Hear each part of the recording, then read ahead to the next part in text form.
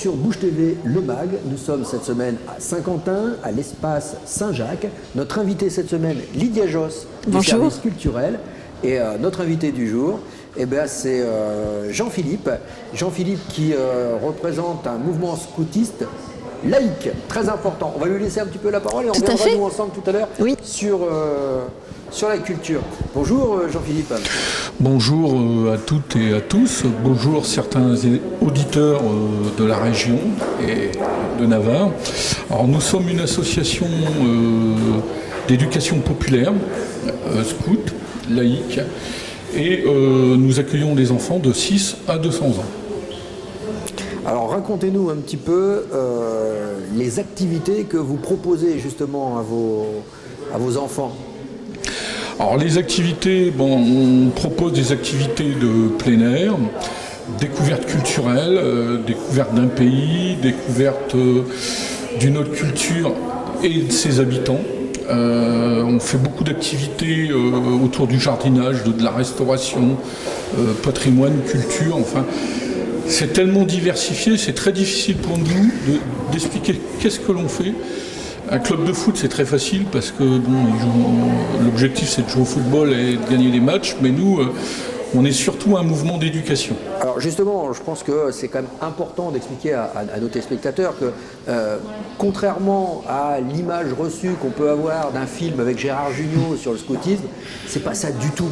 Aujourd'hui, le scoutisme, vous allez nous l'expliquer, mais c'est justement d'apprendre à vivre avec l'autre, avec ses différences, avec là en aparté, on parlait justement d'un de vos projets que vous avez mis en place avec l'Afrique, où est-ce que chacun est venu trouver sa place sur un projet commun qui était le théâtre. Expliquez-nous justement un petit peu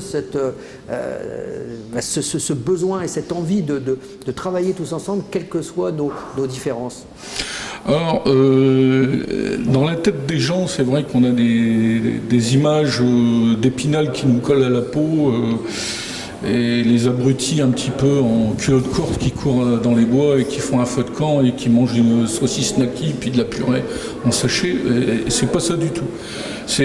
Nous, on essaye de travailler avec les gamins sur la prise de responsabilité, le respect d'eux-mêmes et des autres, la persévérance, l'autonomie, à travers tous des projets qui peuvent être très différents des uns et des autres, notamment sur le théâtre, notamment sur les journées du patrimoine. Là, par exemple, on est sur un séjour, le thème c'est sur les Mérovingiens.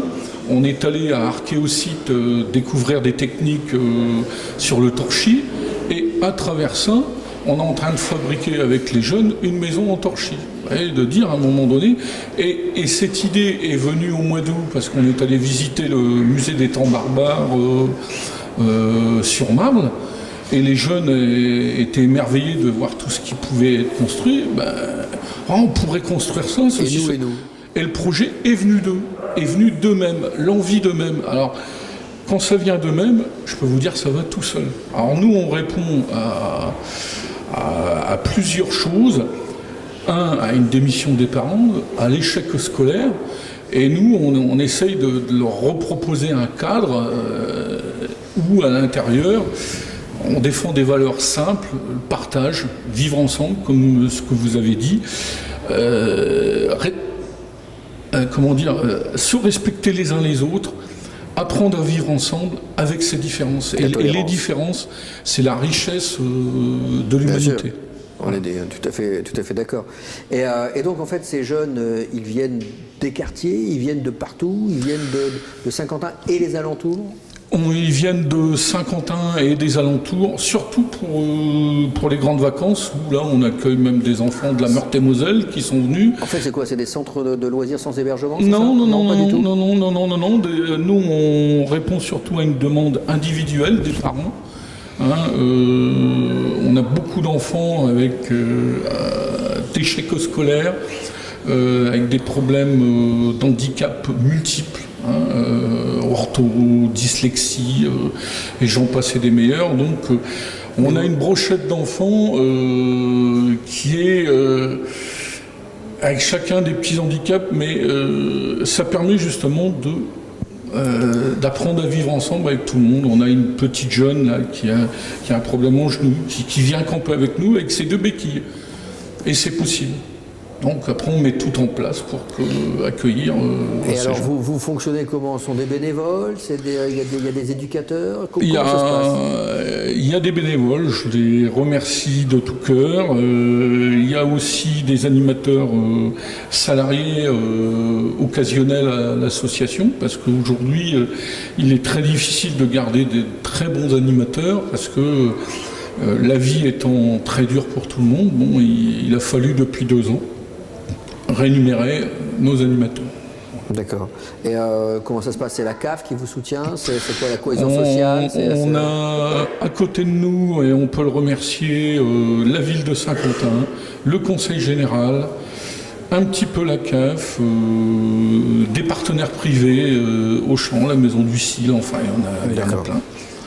D'accord. Et donc parmi les projets que vous avez réalisés, on en parlait il y a quelques instants tous les trois avec Lydia, un qui vous a particulièrement tenu à cœur, c'est celui de l'Afrique avec... Oui, un projet qu'on a mis en place avec Aster International, avec le théâtre du Copion, où il y avait des jeunes du Burkinabé, des jeunes de la Belgique, des jeunes de Saint-Quentin.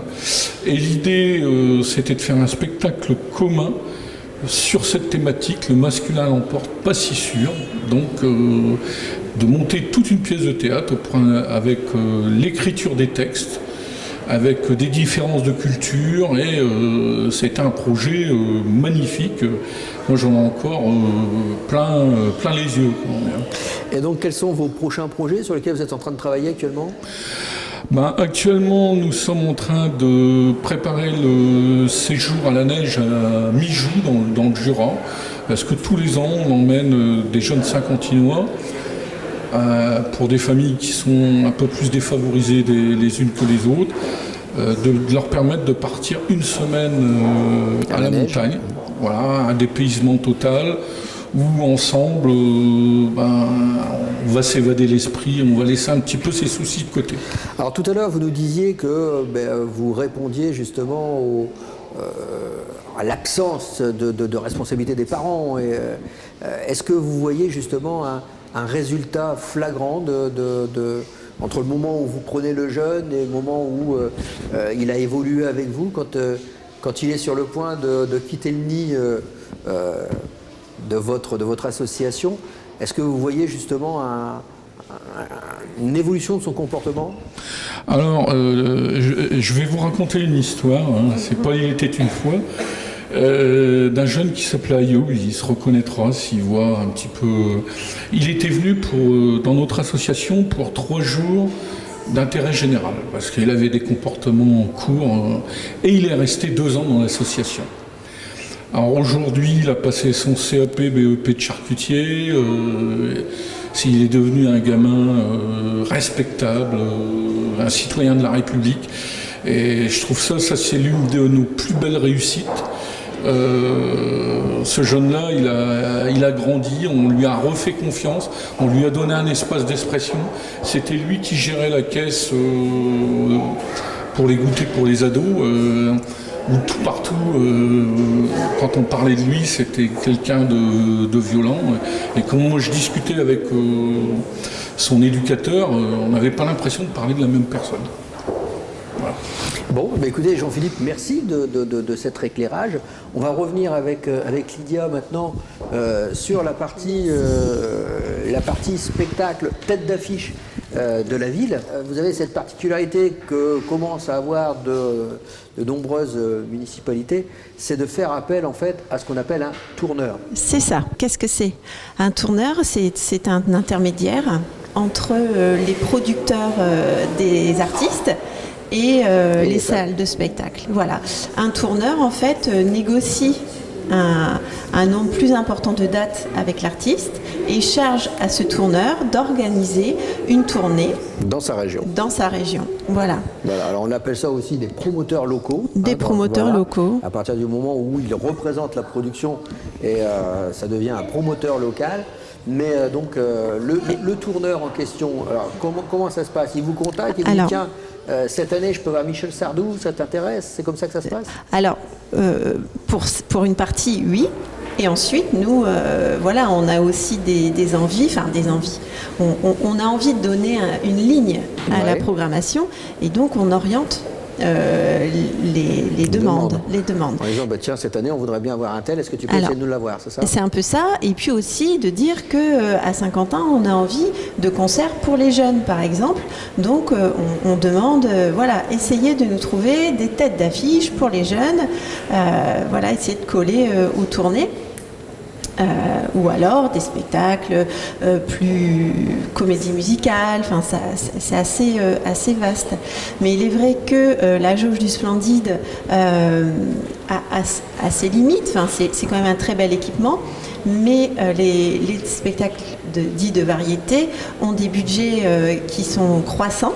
Ah oui. Et on tombe dans une question de rentabilité. Voilà, donc c'est aussi... Est-ce que ça explique le fait que certains spectacles sont au Palais des Sports? Bien sûr, bien sûr. C'est par rapport à la jauge. Tout à fait. Pour pouvoir amortir un Laurent Gérard, il faut obligatoirement que ce soit un Palais des Sports. À 1100 personnes, on ne peut pas amortir un Laurent Gérard. Non, ou alors on aurait des tarifs de place extrêmement élevés, et la volonté aussi de Saint-Quentin est de pouvoir proposer des tarifs abordables. On a vu justement le succès de TF1, par exemple, l'année dernière. On a vu le succès de la tournée Énergie il y a 2 ans, avec le fabuleux plateau qui a rassemblé, je crois, à peu près 50 000 spectateurs. C'est bien ça, hein, tu confirmes? C'est un truc de fou. Oui. Pourquoi justement ne pas s'orienter sur des spectacles, entre guillemets, gratuits et accessibles à tout le monde? Alors, c'est une question aussi de stratégie, d'opportunité. Voilà, c'est aussi des négociations là avec les productions directes, mais la programmation, c'est aussi un travail de fond. Donc pas uniquement ce qu'on appelle un one-shot, un gros coup qui touche énormément de personnes, mais c'est aussi de former les publics, de proposer donc une offre diversifiée et d'habituer, en fait. Alors, là, on se comprend, surtout quand tu parles de jeunes publics, de spectacles de découverte, etc. Mais quand on parle de tête d'affiche, entre la tête d'affiche, où est-ce qu'effectivement il n'y a que 1100 personnes qui peuvent venir profiter de ce spectacle en venant payer leur place, et le fait qu'on puisse accueillir, dans certains cas, jusqu'à 50 000 personnes, c'est-à-dire Saint-Quentin et au-delà, qui puissent venir voir un spectacle gratuitement, ma question, c'est pourquoi justement ne pas continuer dans cette lignée, quoi. Alors après, c'est aussi des questions financières. Voilà, présenter un spectacle en extérieur, ça nécessite des infrastructures, ça nécessite de la technique, voilà, des coûts assez importants. Et puis, c'est aussi de créer l'événement, donc d'apporter une habitude. C'est pas... Vous êtes de Saint-Quentin, Jean-Philippe? Oui, totalement. Est-ce que vous vous souvenez de l'époque de la braderie, où est-ce qu'en fait, à chaque fin de braderie, on avait le droit à un spectacle? Moi, j'étais gamin, j'ai vu démarrer ici des gens comme Julie Pietri, qui est passée à Saint-Quentin, etc. Et c'était sur les marches. Ils avaient mis un podium sur les marches du théâtre municipal. D'accord, non, j'ai pas connu. T'as pas connu cette époque? J'ai pas connu. Et c'était un événement pour voilà. Et en plus, ça drainait encore plus de monde, en fait, à la braderie, parce que les gens venaient en même temps en se disant, 18h, on a le spectacle derrière, et sont passés des Carlos, voilà. Bon, et écoute, on a largement dépassé notre temps aujourd'hui, c'est pas grave. Lydia, on se retrouve demain. D'accord, avec plaisir. Demain, ce sera l'association ACPI qui viendra nous parler de la course au Parc d'Île. Merci encore de nous avoir parlé de vos scouts laïques. Et puis, nous, à demain. À demain. Bonne soirée à vous.